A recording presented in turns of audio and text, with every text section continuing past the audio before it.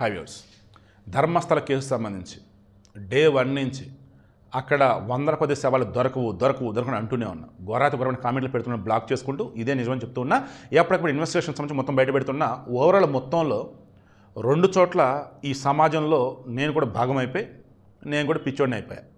సుజాత భట్ అయ్యో పాపం కదా అని అనుకుంటూనే ఆమె చెప్తుందని ఎక్కడో తేడా కొడుతుంది. సిబిఐలో జాబ్ చేస్తుండి కేసు పెట్టించకపోవటం ఏంటి? మేబీ అంత గట్టిగా ఏమైనా ప్రెజర్ పెట్టుంటారు, అంత దారుణంగా భయపెట్టుంటారని అనుకున్నాం. బట్ ఆ తర్వాత కర్ణాటక మీడియా కొన్ని నిజాలు బయట పెట్టిన తర్వాత అమ్మ బాబాయ్ మామూలు గేమ్ కదా ఆడింది అని అనుకున్నాం. అప్పుడు కూడా పారిశుద్ధ్య కార్మికుడి విషయంలో ఇంకా పాజిటివ్గా ఉన్నాను. నేనేమని, అతను ఏదో నిజం బయటపడని ఎఫర్ట్స్ పెడుతూ ఉన్నాడు, ఆ నిజాన్ని బయటపడిద్దని కోరుకుందాం అని చెప్పేసి అనుకున్నాం. దెన్ ఫైనల్లీ అప్పుడు అతను బయట పెట్టాడు. నా వెనక ఓ 3 ఉన్నారు, వారు ఇదంతా చేపించారు. 2023 డిసెంబర్లో, ఇది 25 కదా, 24 అంతే, 2023-24 అండి. ఆ మూమెంట్లో ఒప్పించేశారు. ఇంకా అరే మేము చెప్తాం, నువ్వు చెయ్యి. ఆవిడ కొంత డబ్బు. ఇక వాళ్ళు చెప్పినట్టుగానే ధర్మస్థలలో వందల కొద్ది శవాలను నేను పూడ్చిపెట్టా, పాతిపెట్టా. అందులో ఆడవాళ్ళు ఎక్కువ, మగవాళ్ళు తక్కువ, ఆడపిల్లలు ఇంకా ఎక్కువ, వాళ్ళు దుస్తులు కూడా లేవు, ఘోరాతి రేపులు అద్దని ఇదంటూ. దాన్ని నమ్మేశారు. ఎందుకు? హిందువుల భయభ్రాంతులు గురి చేయాలి, భారతదేశంలో హిందువులకు రక్షణ లేదని చెప్పాలి, ప్రపంచంలో హిందుత్వాన్ని చులకన చేయాలి. టూల్ కిట్ బ్యాచ్ సైకోగాళ్ళు, అన్యమతస్తులు ఉంటారు కదా, లేఖిగాళ్ళు వాళ్ళు. సో ఇంత చేస్తున్న మూమెంట్లో మరలా కూడా ఏదో ఉంది అనుకుంటున్నాం. మొత్తానికి ఈ పారిశుద్ధ్య కార్మికుడు చేతులు ఎత్తేసి బాబో ఏమీ లేదు, బలవంతంగా నా చేత ఇలా చెప్పించారని చెప్పేసి ఒప్పేసుకున్నాడు. వాళ్ళేం చెప్పి ఒప్పించారు ఇతన్ని? అరే ఆడు ఉన్నాయరా, నువ్వు చేసేది మంచిరా, అన్ని బయటపడుతుంది చెప్పి నమ్మించారు. నమ్మాడు. ఏమీ లేకపోయేసరికి ఏంటంటే అప్పుడు ఉన్న విషయం మొత్తం చెప్పాడు. ఇప్పుడు అతనిని అరెస్ట్ చేశారు. 3 days back, 4 days back, 1 week back నేను పెట్టింది. ఇతను అరెస్ట్ అయ్యే ఛాన్స్ అని చెప్పా. అది చెప్పింది కూడా నేనే. మరలా ఏం చేద్దాం, వెనకాల డబ్బా కొట్టుకునే బ్యాచ్ లేరు నా దగ్గర, నేను కొట్టుకునే రకం కాదు. ఉన్న విషయం సరిగ్గా చెప్పుకుంటూ రాదు నాకు. కానీ ఇంకా రోతకాల కామెంట్లు పెడుతూనే ఉంటారు, నువ్వు అలా చెప్తావు అద్దనిదని. ఎవరంటే స్క్రాప్ గాలే, తెలిసిందేగా. బ్లాక్ చేయడం తప్ప వేరే ఆప్షన్ లేదు. కర్మ ఏం చేస్తాం, ప్రతి వాడికి మొబైల్ ఎవడు పడితే కామెంట్లు పెట్టుకుంటే పోతున్నాను. నేను తప్పుగా మాట్లాడే గురించి మాట్లాడడం తప్ప అందరి గురించి కాదమ్మా, ఓకేనా? సో విషయం ఏంటి మరి, అది నిజమైంది. అతను అరెస్ట్ చేసి లోపలేశారు. నేను మరలా చెప్తా, నేను ఉన్నదన్నట్టు చెప్తా, నేను చెప్పింది జరిగింది, నేను ఇటువంటి కథలు చెప్పను. మనం ఇన్వెస్టిగేషన్ చేసుకుంటూ పోతాం, డిఫరెంట్ యాంగిల్స్ ఆలోచిస్తాం. మనం ఆలోచన 4-5 యాంగిల్స్లో అది కొన్ని కనెక్ట్ అయింది అనుకోండి, ఎస్ మనం అనుకున్నది చూడండి అని అంట. అంతే తప్ప ఎస్ నేను చెప్పింది జరిగింది ఇలా కది అనేది. మనం డిఫరెంట్ కోణాలు విచారణ చేస్తూ పోతామండి. ఏదో చోట ఎక్కడో చోట కనెక్ట్ అయ్యింది కదా పాయింట్, అది నేను అనేది. కొన్ని అసలు ఏం తేలవు కదా, అలా కాదు, ఇక్కడ తేలుతుంది. సో అలా మొత్తానికి ఒప్పేసుకుని నేను కాదురా బాబు, నా వెనక వేరే వాళ్ళు ఉన్నారు అన్నాడు. అరెస్ట్ చేసి లోపలేశారు. ఇప్పుడు అతని వెనక ఎవరైనా మొత్తం బయట పెట్టాలి.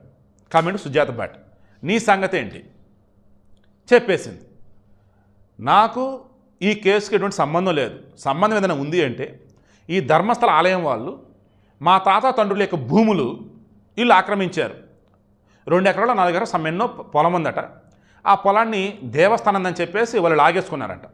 అప్పటి నుంచి దేవస్థానం వాళ్ళంటే ఈమెకు పడదంట. ఎప్పుడు ఛాన్స్ దొరికిందని చూస్తూ ఉందట. సో ఇక ఈమెను కూడా అప్రోచ్ అయ్యారో లేదంటే ఈమె వచ్చిందో తెలియదు, కానీ వచ్చింది. నా బిడ్డ అనన్య భట్ తప్పిపోయింది, నాకు సిబిఐలో జాబు, అదే నేనేం చెప్పుకొచ్చింది. నేను మార్నింగ్ వీడియో పెట్టినట్టున్నా. అనన్య భట్, సుజాత భట్, అరుణ్ భట్ అని అతను పెళ్లి చేసుకున్న, అతని దగ్గర బిడ్డ పుట్టింది. ప్రభాకర్తో మాత్రం సహజీవనం చేశారు. 1999-2007 వరకు ప్రభాకర్తో సహజీవనం చేసింది. పిల్లలు లేరు, కుక్కలను పెంచుకుంది. అందులో పేపర్లు కూడా వచ్చాయి, కళావాణి, సుధాలో. అదే చెప్పాం. లేదు మీకు తెలిసా ఏంటి, మా ఇంట్లో తెలియకుండా సహజీవనం చేశా, ఇక్కడ తెలియకుండా పెళ్లి చేసుకున్నా అని చెప్పి సాకాదలు. ఫైనల్ ఇంక ఓపెన్ అయిపోయింది. ఇప్పుడు వాడు ఇంకా అన్ని తేలిపోయినాయి కదా, ఎక్కడ లోపలేస్తారో ఈ వయసులో నాకెందుకు అనుకుందో ఏమని చెప్పింది తెలుసా?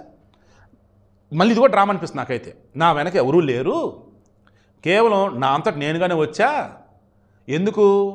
నా గతంలో రంగప్రసాద్తో ఉన్నట్టు పరిచయం కొద్దీ వాళ్ళ కోడలు వాసంతి 2015 భర్త, 2007 ఈమె, 2007, 2009 ఆ సమయంలో వాసంతి చనిపోయింది. 2015 ఆ భర్త చనిపోయాడు.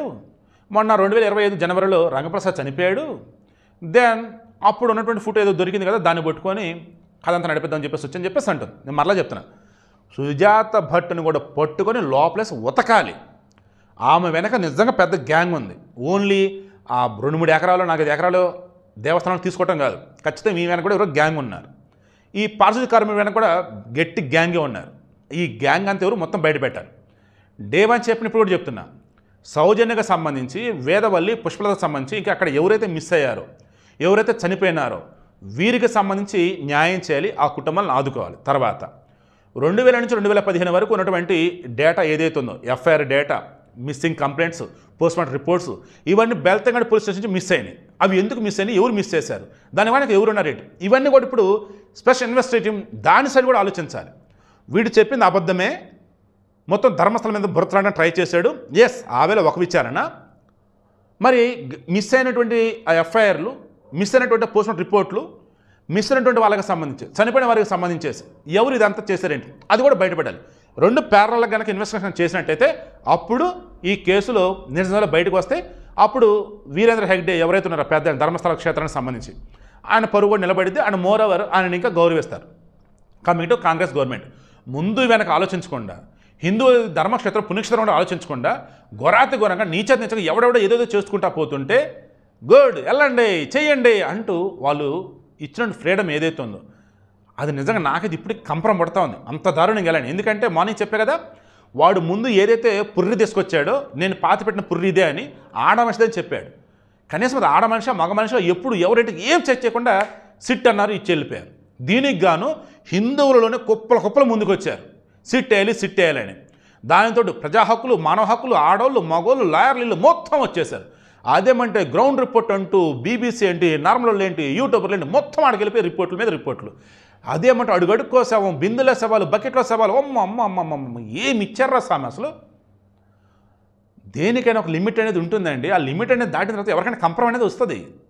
మరలా ఇప్పుడు అడుగుతున్నా నేను, ఈ గ్రౌండ్ రిపోర్ట్ అంటూ, అడుగడుక్కో శవం అంటూ, 100 కొద్ది శవాలు అంటూ అన్నారు కదా, ఆ సిపి నారాయణ, చికెన్ నారాయణ, ఆయనతో మళ్ళీ మొఖాన మళ్ళీ మాట్లాడవలసి వచ్చింది. ఇంకా అందుకే ఏం అనలేకపోతున్నాయి ఆయన. సో నారాయణ గారు మీరు చెప్పండి, 450 శవాల అమ్మతో ఆడవాళ్ళ రేప్ చేసి చంపేశారా, మీరు చూసారా, మీ దగ్గర డేటా ఏంటి? అంతకుముందు పింక్ డైమండ్ గురించి కూడా నోరు జారినట్టున్నారు మీరు. సో మనం ఒక రాజకీయ పార్టీలో ఉన్నాం, ఏదో ఒకటి అనేద్దాం ఎందుకండి? మీకు ఈ వయసు కూడా అర్థం కావట్లేదా? నిజమేంటి అబద్ధమేంటి, ఏది మాట తెలీదా? ఇలాగ చాలామంది ఉన్నారు మన దగ్గర కూడా. ఇప్పుడు వాళ్ళంతా ఇప్పుడు నోరు ఇప్పుతారా లేదా? ఎవరైతే దేశం కోసం, ధర్మం కోసం ఎఫర్ట్స్ పెడుతూ ఉన్నారో వారి మీద బుర్ర జిమ్ముతూ, విషం జిమ్ముతూ హడావుడి చేసిన బ్యాచ్ ఎవరైతే ఉన్నారో, మరి ఇప్పుడు నిజాలు బయటపడ్డా కదా, నోరు ఇప్పుతారా లేదా? క్షమాపణ చెప్తారా లేదా? హిందూ ధర్మానికి, ఆ ధర్మశాల పుణ్యక్షేత్రానికి క్షమాపణ చెప్తారా లేదా? చెప్పరు. ఇంకా నిజాలు దాచారు అని అంటారు. అదంటే వీళ్ళు నొప్పించారు అంటారు, వీళ్ళు భయపెట్టారు అంటారు. ఎందుకంటే వాళ్ళు బతుకులు ఎంత వాళ్ళు మారరు అంతే. అటువంటి వాళ్ళు దూరంగా ఉండండి.